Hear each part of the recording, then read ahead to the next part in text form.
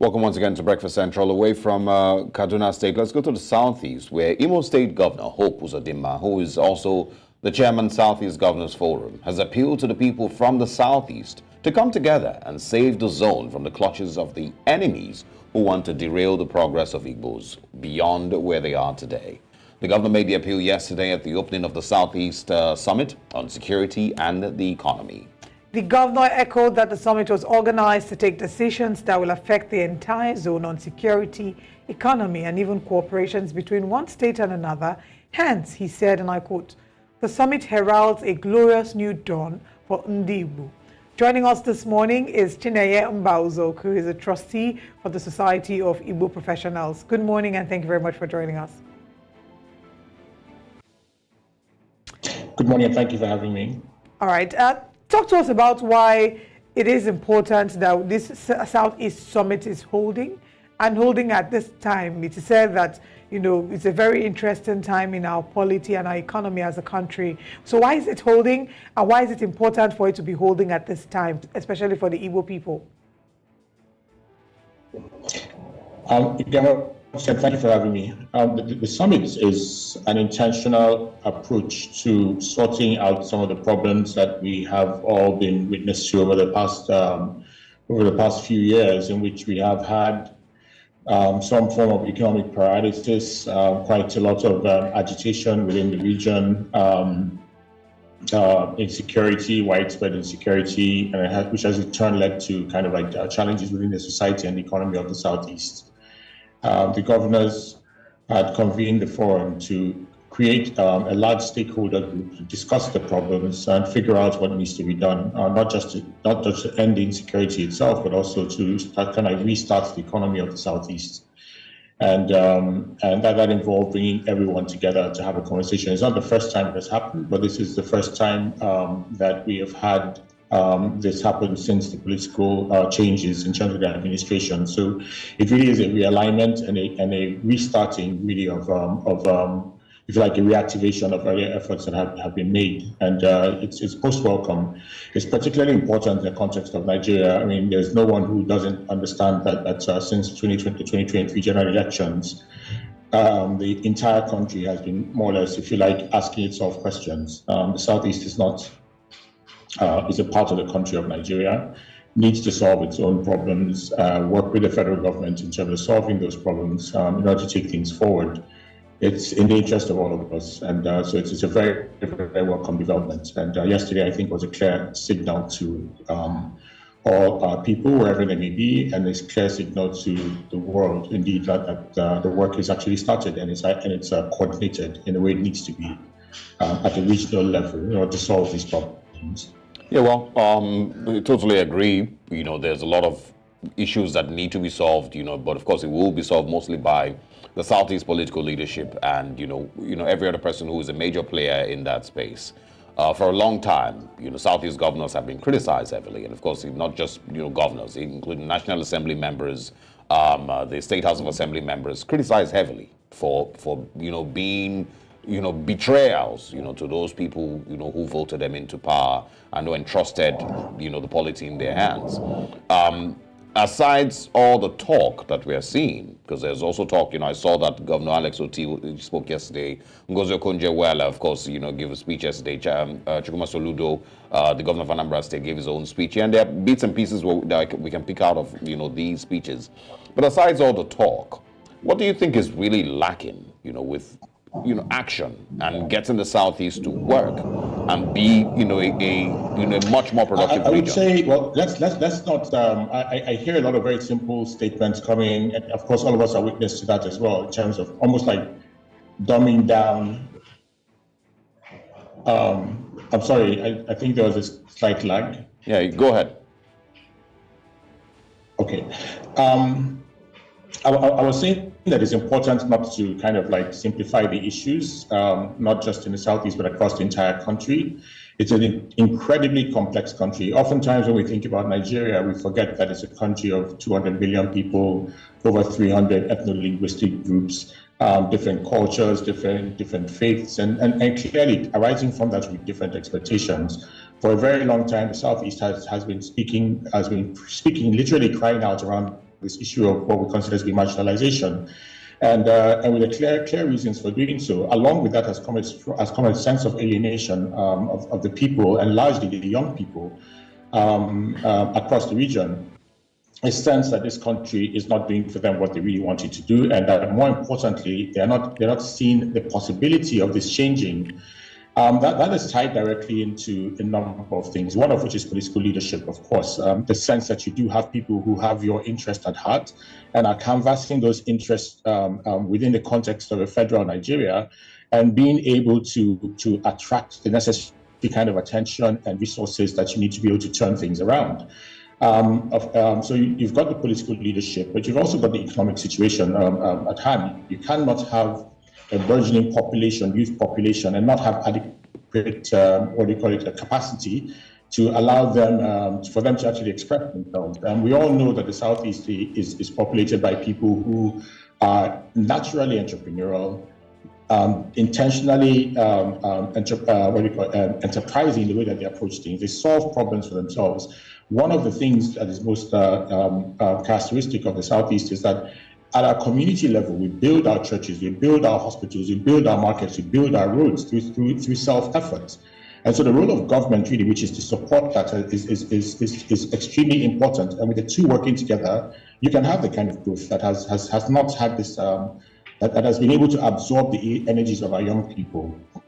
So the young people themselves are not necessarily, they don't wake up in the morning and decide they want to do the wrong thing. It's when opportunities are out there, then you start to ask yourself, okay, so what do I do with myself? Amongst the Igbo, three things. You're either going to go to school, you're going to learn a trade, or you're going to work with somebody in terms of picking up some vocation or the other.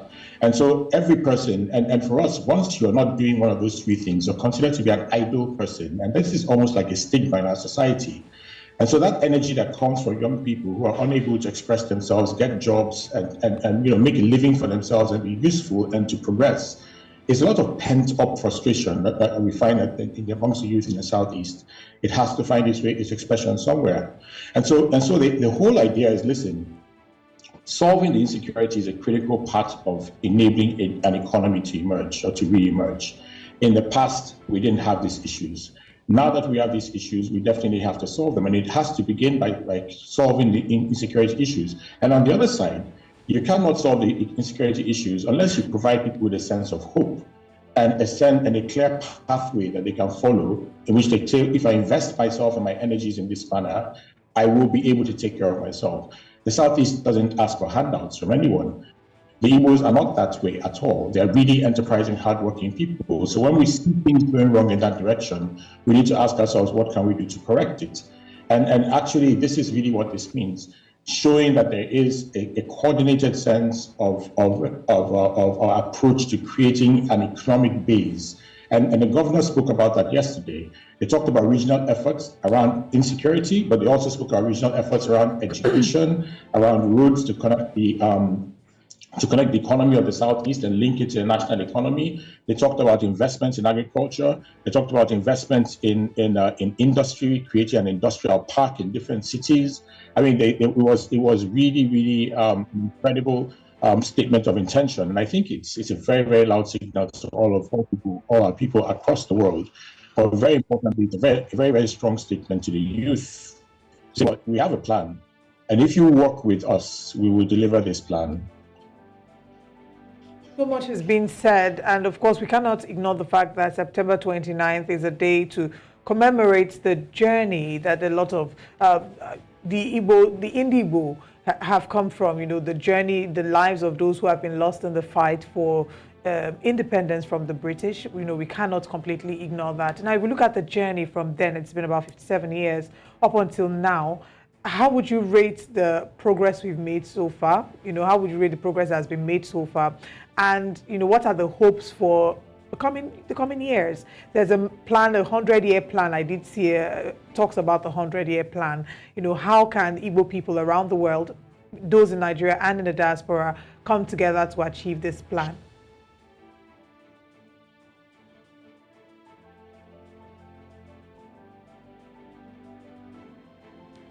Are you there with us? Okay, it seems there's some sort of network delay. It's important to mention that yesterday we had Okonjo-Iweala's speech on the Southeast Summit. She started by chastising the Igbo on how the Igbo people have been their own biggest enemy by not supporting each other, being too individualistic.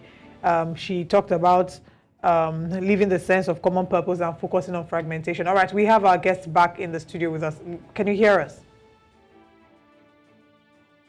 Yes, I can hear you very well. Okay, great. I don't know if you got the question or you'd like me to take that again. I think I heard you. All right.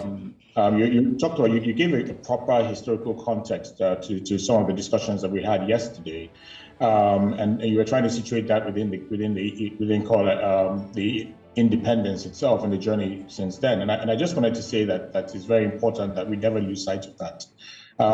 Dating back to 1929, 1949, the Igbos have contributed in property in their lives. If they paid the ultimate price in terms of trying to get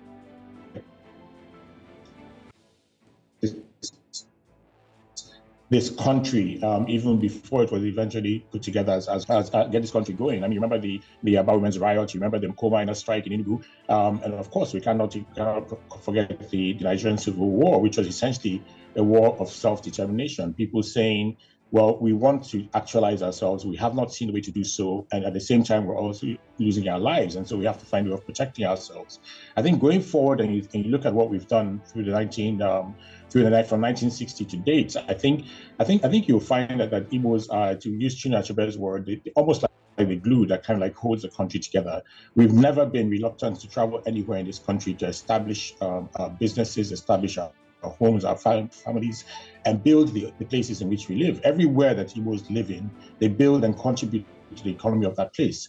And so we have a key stake in terms of knitting the country together economically, socially, and in every other way. And in terms of building the country, I think that's also critical. So in some ways, the challenges that we're facing over the past few years is really a sense of, it's almost, I mean, when Dr. Okonjo-Iweala spoke about this issue of not working together, we always have to remember that we fought a war. It's difficult for people to understand what that means. What that means in terms of the trauma, what that means in terms of the sense of belonging, what that means in terms of reintegrating yourself and what has to happen in the course of that reintegration. A lot of complex issues happen. I mean, we must not minimize the Civil War and the impact that it had. The war was fought in Igbo. And so it was the economy and the society of Igbo and the people of Igbo that were most devastated by that war. And people came to Igbo to come and fight that war. And so the effect that it has had on our people should never be minimized. It must be understood as a people who have gone through a war of self-determination, come to an agreement that they will contribute and stay within the country, and yet it doesn't wipe away the effect of the trauma. That trauma is there. And so when Igbos speak about things and speak about Nigeria, they almost speak about it from a perspective of people who have really paid the price to be part of this country, decided to be a part of the country, and are frustrated to some extent in terms of how they're allowed to be so. On the other hand, as I said before, you'd find Igbos across the country. Everywhere in this country, you're going to find Igbos, and you're going to find them there. These are people who said, fine, we fought a war. Yes, we may not have completely recovered from the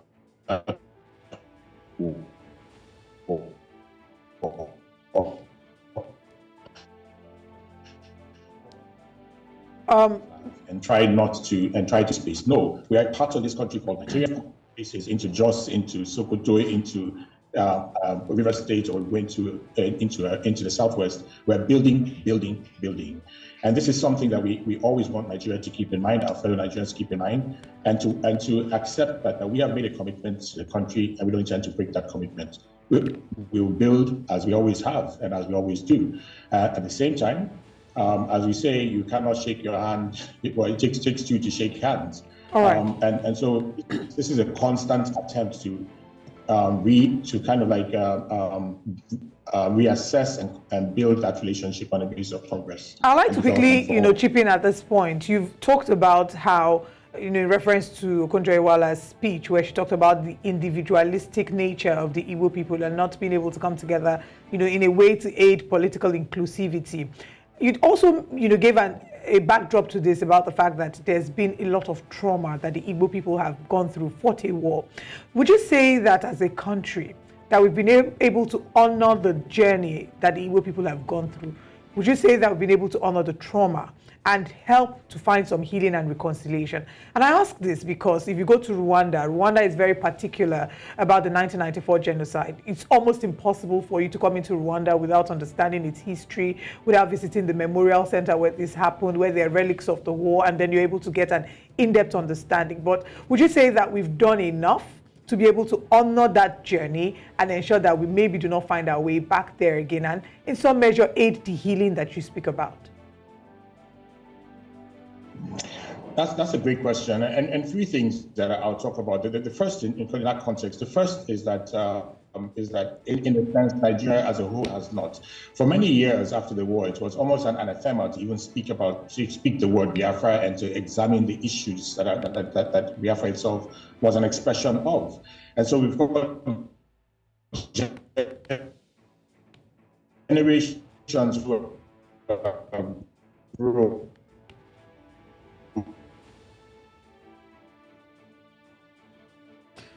understanding that they cannot talk about themselves, express it without some negative reaction from people around them. You couldn't see themselves. They couldn't even say that they were Igbo. And even though we've come from there, we haven't really intentionally addressed this in the way that Rwanda has.